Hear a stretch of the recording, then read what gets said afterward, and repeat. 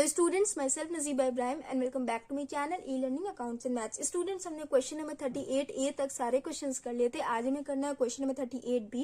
तो देखिए क्वेश्चन में लिखा हुआ है prepare a cash flow statement from the following. हमें कैश फ्लो स्टेटमेंट प्रिपेयर करना है, बैलेंस शीट दिया हुआ है आपके क्वेश्चन में। उसके बाद नोट्स में क्या क्या लिखा हुआ है देखिए। Point first, reserve and surplus, securities premium and profit and loss balance, दोनों का लास्ट ईयर का और करंट ईयर का दोनों बैलेंस गिवन है। ध्यान से देखिएगा स्टूडेंट्स। सिक्योरिटीज प्रीमियम आप लोग के लिए न्यू पॉइंट है, तो इससे कैसे सॉल्व करते हैं बहुत ही ध्यान से आप लोग को देखना पड़ेगा। Okay. Point second, trade payable, sundry creditors and bills payable, दोनों का लास्ट ईयर का एंड करंट ईयर का दोनों बैलेंस गिवन है। अदर करंट लायबिलिटी में आउटस्टैंडिंग सैलरी, लास्ट ईयर का वैल्यू दिया हुआ है 16,000, करंट ईयर वैल्यू 0 होगी, मतलब कंपनी ने पेमेंट किया होगा। Point fourth, short term provision में provision for doubtful debts, last year value था 2,000, करंट ईयर वैल्यू इंक्रीज होकर 20,000 हो गई। ओके। अभी तक आपने शॉर्ट टर्म प्रोविजन में प्रोविजन फॉर टैक्स पढ़ा है ना, तो उसका कैलकुलेशन तो आपने समझ लिया। आप देखिए प्रोविजन फॉर डाउटफुल डेट्स का कैलकुलेशन कैसे किया जाता है, बहुत ही ध्यान से देखिएगा। ओके। उसके बाद देखिए एडिशनल इन्फॉर्मेशन में क्या क्या गिवन है। Point first, during the year company sold 60% of its original non current investment at a profit of 25%। Company ने नॉन करंट इन्वेस्टमेंट में से 60% इन्वेस्टमेंट्स को 25% के प्रॉफिट पे बेचा है। Okay. Point second, depreciation provided during the year was 35,000, depreciation दिया हुआ है 35,000। So students, cash flow statement का फॉर्मेट मैंने ऑलरेडी बना रखा है। सबसे पहले हम ऑपरेटिंग एक्टिविटी से कैश फ्लो कैलकुलेट करते हैं ना, तो देखिए इसमें सबसे पहले नेट प्रॉफिट बिफोर टैक्स की एंट्री होती है, जिसे हम वर्किंग नोट में कैलकुलेट करते हैं। तो यहाँ लिखेंगे वर्किंग नोट। स्टूडेंट्स, आप लोग अपने क्वेश्चन के नीचे ही वर्किंग नोट बनाना। ओके, अलग से कहीं रफ में ना बनाना, क्वेश्चन के साथ ही वर्किंग नोट भी जरूरी होता है। तो देखिए सबसे पहले इसमें हम प्रॉफिट एंड लॉस बैलेंस लिखेंगे।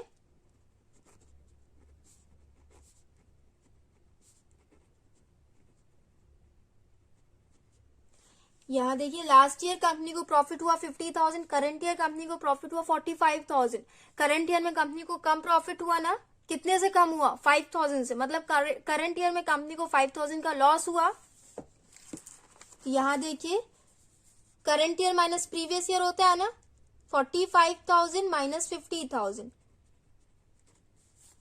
माइनस 5,000 आएगा, तो ब्रैकेट में हो जाएगा 5,000। नेगेटिव बैलेंस ब्रैकेट में लिखते हैं, ये हो जाएगा 5,000। ये हो गया। इसके बाद स्टूडेंट्स इसमें हम रिजर्व्स को ऐड करते हैं ना, अगर कंपनी ने रिजर्व में अमाउंट ट्रांसफर किया तो उसे हम ऐड करते हैं। तो देखिए क्वेश्चन ये आता है कि सिक्योरिटीज प्रीमियम रिजर्व भी एक तरीके का रिजर्व होता है, तो क्या हम इसे प्रॉफिट में ऐड करेंगे कि नहीं करेंगे, और अगर नहीं करेंगे तो क्यों नहीं करेंगे।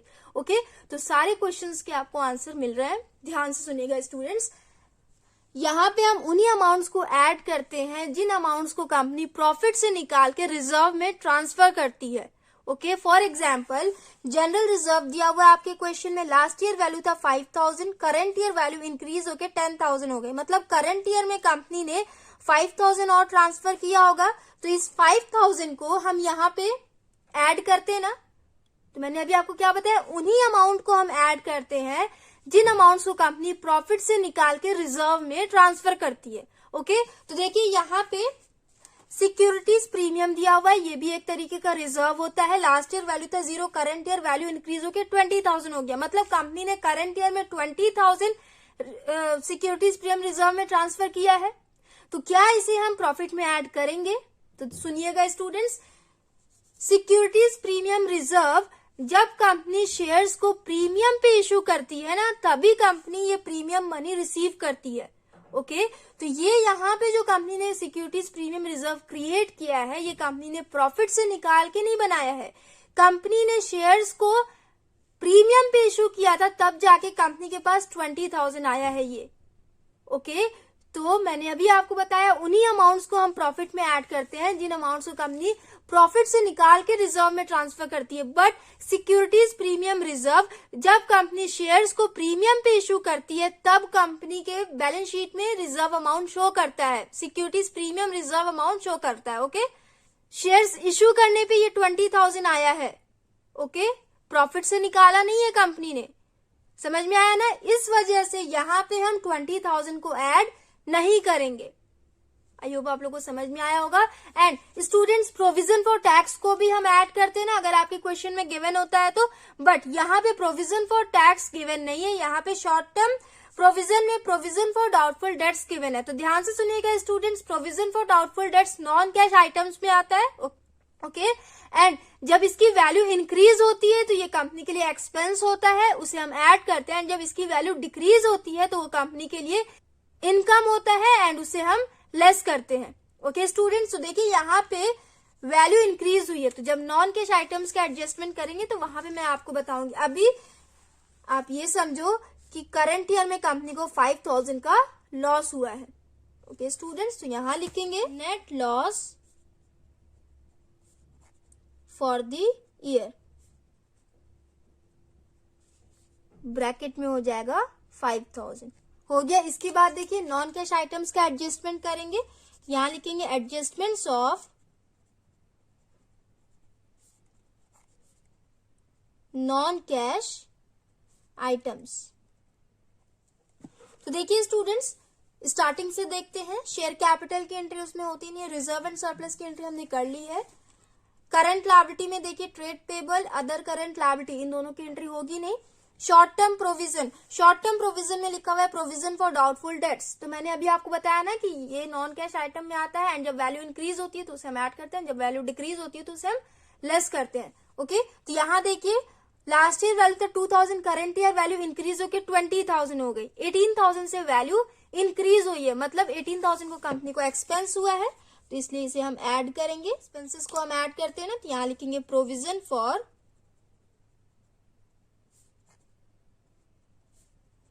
डाउटफुल डेट्स, 20,000 माइनस 2,000, ये हो जाएगा 18,000, ये हो गया। उसके बाद नॉन करंट एसेट में फिक्स्ड एसेट, अगर फिक्स्ड एसेट पे डेप्रिसिएशन लगाया गया होगा तो उसकी एंट्री होती है इसमें। तो यहां देखिए डेप्रिसिएशन दिया हुआ है 35,000, तो यहां ऐड करेंगे डेप्रिसिएशन 35,000। उसके बाद स्टूडेंट्स यहां पे नॉन करंट इन्वेस्टमेंट कंपनी ने बेचा है, तो 25% का कंपनी को प्रॉफिट हुआ, मतलब कंपनी ने 25% के प्रॉफिट पे बेचा है, तो लॉस ऑन सेल हम ऐड करते हैं, सेम वैसे प्रॉफिट ऑन सेल को हम लेस करेंगे, क्योंकि यहाँ ये कंपनी के लिए गेन है, इनकम्स एंड गेन्स को हम लेस करते हैं ना, तो इसे हम लेस करेंगे। तो पहले कैलकुलेट करते हैं कि कंपनी को कितने का प्रॉफिट हुआ है, तो उसके लिए हम एसेट अकाउंट बना लेते हैं यहीं पे, नॉन करंट इन्वेस्टमेंट अकाउंट। यहाँ पे आपके एडजस्टमेंट में कंपनी ने सेल किया है प्रॉफिट पे, तो उस प्रॉफिट की एंट्री करने के लिए आपको अलग से वर्किंग नोट में नॉन करंट इन्वेस्टमेंट अकाउंट बनाना पड़ेगा, ओके। तो यहां लिखेंगे नॉन करंट इन्वेस्टमेंट। सबसे पहले opening balance and closing balance की एंट्री करेंगे ना, तो ओपनिंग बैलेंस दिया हुआ है 60,000 एंड क्लोजिंग बैलेंस दिया हुआ है 55,000, तो यहां लिखेंगे to balance BD 60,000 by balance CD 55,000, ये दोनों हो गया। इसके बाद कंपनी ने 60% इन्वेस्टमेंट को 25% के प्रॉफिट पे बेचा है, तो पहले हम 60% कैलकुलेट करेंगे कितना होगा। तो देखिए स्टूडेंट्स, कौन से अमाउंट पे कैलकुलेट करेंगे, प्रीवियस ईयर वाले पे कि करंट ईयर वाले पे। तो स्टूडेंट्स, कंपनी ने बेचा है तभी तो वैल्यू डिक्रीज हुई है ना, बेचने के बाद वैल्यू कम हुई है, तो बेचने से पहले वैल्यू कितना था 60,000, 60,000 में से कंपनी ने 60% इन्वेस्टमेंट को बेच दिया है, तो इस 60,000 का हम 60% कैलकुलेट करेंगे, ओके।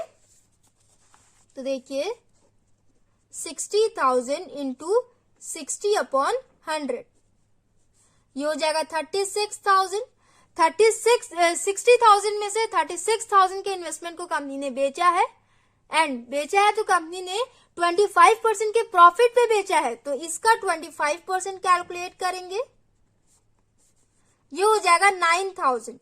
36,000 प्लस 9,000, ये हो जाएगा 45,000, मतलब 36,000 वाले इन्वेस्टमेंट को कंपनी ने 45,000 में बेचा है, उस पे 9,000 का कंपनी को प्रॉफिट हुआ। समझ में आया आपको? देखिए यहां लिखेंगे बाय बैंक, ब्रैकेट में हो जाएगा सेल्स, 45,000 में कंपनी ने बेचा है, जिसपे 9,000 का कंपनी को प्रॉफिट हुआ, तो यहां लिखेंगे टू गेन ऑन सेल 9,000 हो गया, और कोई एंट्री नहीं होगी इसमें। टोटल करिए स्टूडेंट्स 55,000 प्लस 45,000, ये हो जाएगा 1 लाख। 1 लाख माइनस 69,000, ये हो जाएगा 31,000। यह है आपका टू बैंक,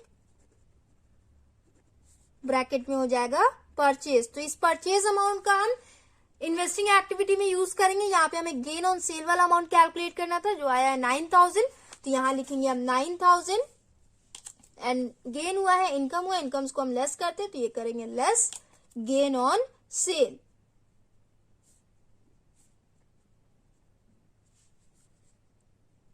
$9,000 टोटल कर लीजिए। 18,000 प्लस 35,000 माइनस 9,000, ये हो जाएगा 44,000। 44,000 माइनस 5,000, स्टूडेंट्स इसे सॉल्व करिए, हो जाएगा 39,000।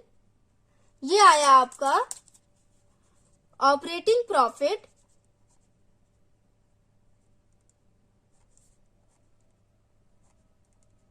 Before working capital changes.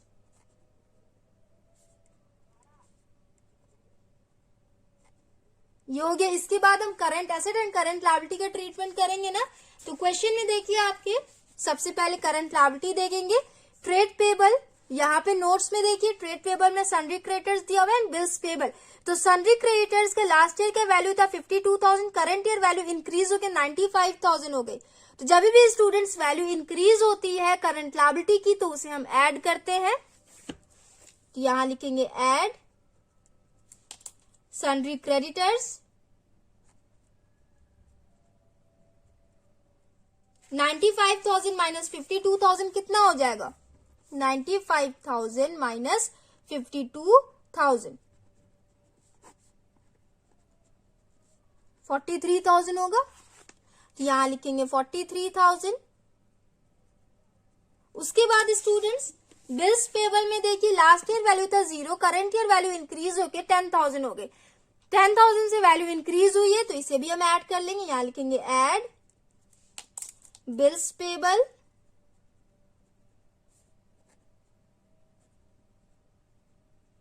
10,000।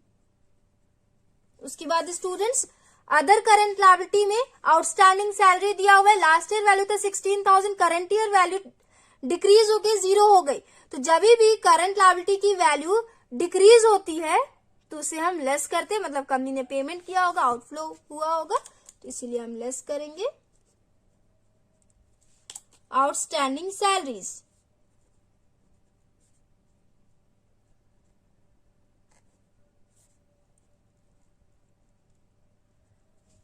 $16,000 ये हो जाएगा ब्रैकेट में हो गया। उसके बाद शॉर्ट टर्म प्रोविजन दिया हुआ है, तो इसकी एंट्री हमने ऑलरेडी कर रखी है। करंट लायबिलिटी का ट्रीटमेंट हमने कर लिया। टोटल कर लीजिए 43,000 प्लस 10,000 माइनस 16,000, ये हो जाएगा 37,000। उसके बाद स्टूडेंट्स करंट एसेट का ट्रीटमेंट करेंगे। तो यहां देखिए करंट एसेट में सबसे पहले इन्वेंट्री दिया हुआ है, लास्ट ईयर वैल्यू था 50,000, करंट ईयर वैल्यू डिक्रीज होकर 26,000 हो गई। तो जब भी करंट एसेट की वैल्यू डिक्रीज होती है तो उसे हम ऐड करते हैं। तो यहां लिखेंगे ऐड इन्वेंट्री कितने से वैल्यू डिक्रीज हुई है, 50,000 माइनस 26,000 कितना हो जाएगा? ये हो जाएगा 24,000, ये हो गया। उसके बाद स्टूडेंट्स ट्रेड रिसीवेबल में देखिए लास्ट ईयर वैल्यू था 92,000, करंट ईयर वैल्यू इंक्रीज होकर 1,80,000 हो गई। वैल्यू इंक्रीज हुई है, तो जब वैल्यू इंक्रीज होती है करंट एसेट की, तो उसे हम लेस करते हैं, ये हो जाएगा less trade receivables.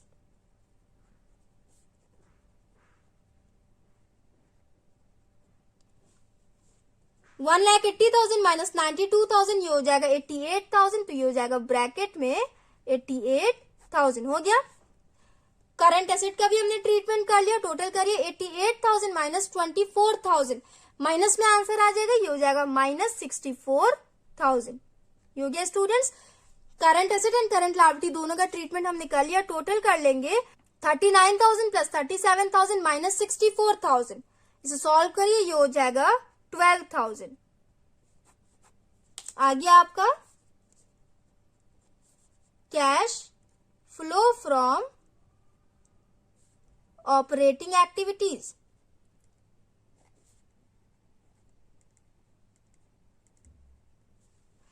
Students answer भी चेक कर लीजिए, कैश फ्रॉम ऑपरेटिंग एक्टिविटीज 12,000। ओके, इसके बाद इन्वेस्टिंग एक्टिविटीज से कैश फ्लो कैलकुलेट करेंगे। यहां लिखेंगे point B, cash flow from investing activities. तो इसमें देखिए स्टूडेंट्स, शेयर कैपिटल की एंट्री इसमें होती नहीं है, रिजर्व एंड सरप्लस की एंट्री इसमें होती नहीं है, करंट लायबिलिटी की भी नहीं होती है, नॉन करंट एसेट की एंट्री इसमें होती है, फिक्स्ड एसेट पे डेप्रिसिएशन भी लगाया गया है। तो डेप्रिसिएशन कैलकुलेट करने के लिए हमें वर्किंग नोट में एसेट अकाउंट बनाना पड़ेगा ना। तो यहां देखिए हम बनाएंगे fixed asset account,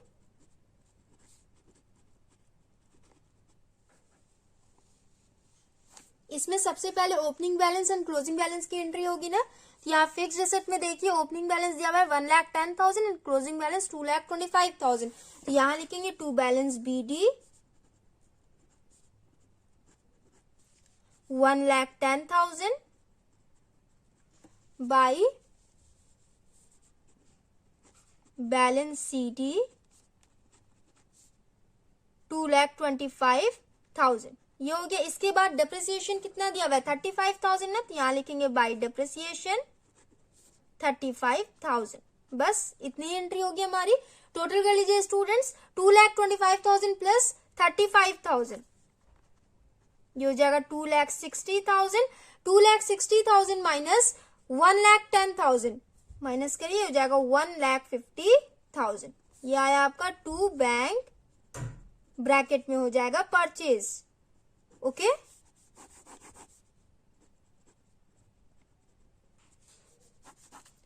fixed account हमने बना लिया। अब देखिए इसका ट्रीटमेंट हम यहां करेंगे इन्वेस्टिंग एक्टिविटी में। तो परचेज अमाउंट आपका कितना आया 1,50,000 ना, तो यहां लिखेंगे purchase of fixed asset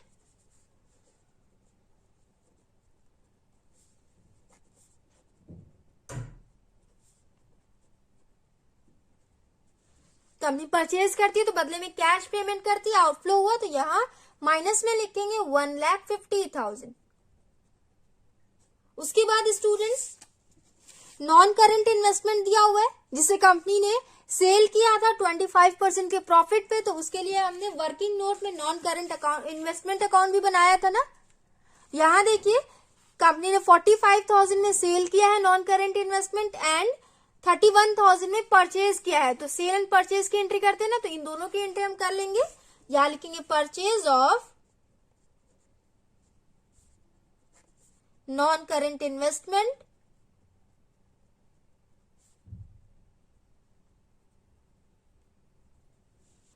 purchase amount आया था 31,000, तो ये हो जाएगा ब्रैकेट में 31,000। उसके बाद सेल्स ऑफ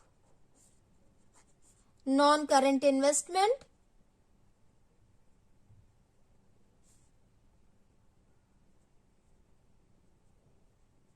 ये है आपका 45,000। कंपनी ने सेल किया होगा तो बदले में कंपनी ने कैश रिसीव किया, इनफ्लो हुआ, तो इसलिए इसे हम ऐड करेंगे। उसके बाद आपके क्वेश्चन में डिविडेंड रिसीव और इंटरेस्ट रिसीव ऐसा कोई इन्फॉर्मेशन गिवन नहीं है ना, तो इसलिए बस इतनी ही एंट्री होगी। प्रॉफिट एंड सेल की एंट्री इसमें नहीं होती है, वो नॉन कैश आइटम में होती है। ओके, तो टोटल करेंगे देखिए माइनस 1,50,000 माइनस 31,000 प्लस 45,000, इसे टोटल करिए हो जाएगा माइनस 1,36,000।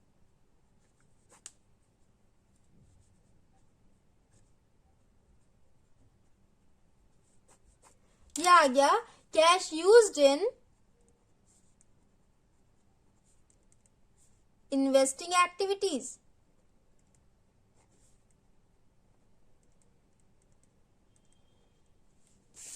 आंसर चेक कर लेंगे।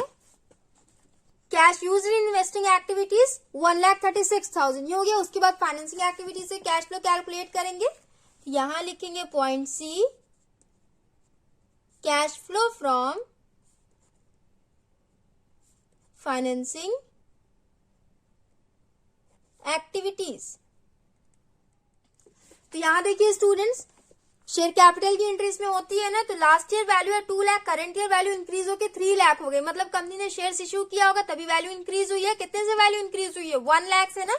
यहां लिखेंगे इश्यू ऑफ शेयर्स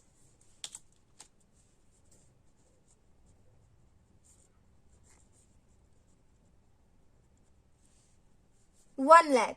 कंपनी ने शेयर्स इश्यू किया, बदले में कंपनी ने कैश रिसीव किया, इनफ्लो हुआ, इसलिए हम इसे ऐड करेंगे। उसके बाद देखिए स्टूडेंट्स, यहाँ पे रिजर्व एंड सरप्लस दिया हुआ है, तो नोट्स में आपके रिजर्व एंड सरप्लस में सिक्योरिटीज प्रीमियम दिया हुआ है। तो ये प्रीमियम 20,000 कंपनी ने कहां से रिसीव किया? कंपनी ने शेयर्स इश्यू किया था, शेयर्स को प्रीमियम पे इश्यू किया था, तभी कंपनी ने 20,000 रिसीव किया है। शेयर से रिलेटेड ट्रांजेक्शन है, शेयर्स फाइनेंसिंग में आता है, तो ये भी फाइनेंसिंग एक्टिविटी में आएगा। तो ये सिक्योरिटीज प्रीमियम रिजर्व की एंट्री यहां होगी, सिक्योरिटीज प्रीमियम रिजर्व, ये हो जाएगा 20,000। हो गया? समझ में आया ना स्टूडेंट्स? इश्यू ऑफ शेयर से रिलेटेड ये भी ट्रांजैक्शन था, तो इसीलिए इसकी एंट्री हमने फाइनेंसिंग एक्टिविटी में करी है। ओके, टोटल कर लीजिए बस, उसके अलावा और कोई एंट्री इसमें नहीं होगी। तो 1 लाख प्लस 20,000 ये हो जाएगा 1,20,000।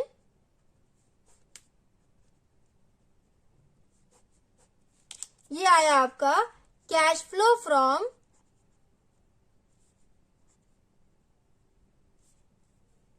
Financing activities.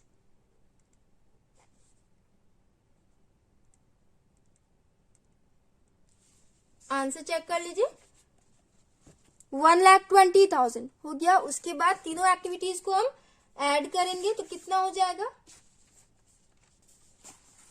तो यहां देखिए A plus B plus C, operating activity कितना आया था? 12,000 प्लस इन्वेस्टिंग कितना था? माइनस 1,36,000 है ना, यहाँ ब्रैकेट में हो जाएगा 1,36,000, उसके बाद प्लस 1,20,000। इसे सॉल्व करिए स्टूडेंट्स, 1,20,000 प्लस 12,000 ये हो जाएगा 1,32,000। 1,32,000 प्लस माइनस माइनस 1,36,000, ये हो जाएगा -4,000। नेगेटिव आंसर आया, -4,000 आया, तो यहां हो जाएगा नेट डिक्रीज इन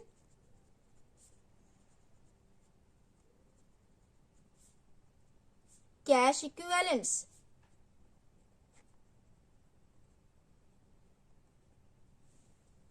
ब्रैकेट में हो जाएगा 4,000। इसमें हम प्रीवियस ईयर के कैश इक्विवेलेंस बैलेंस को ऐड करते हैं ना, तो यहाँ कितना दिया हुआ है? 8,000। इसे हम ऐड करेंगे, तो यहां लिखेंगे ऐड 8,000। सो स्टूडेंट्स ये देखिए, -4,000 प्लस 8,000 ये हो जाएगा 4,000। करंट ईयर के कैश इक्विवेलेंस बैलेंस को चेक करिए, ये आया आपका 4,000। दोनों मैच हो गया ना, वेरीफाई हो गया कि हमने कैश फ्लो स्टेटमेंट करेक्ट किया है। यहां लिख लेंगे cash equivalence at the end of the year.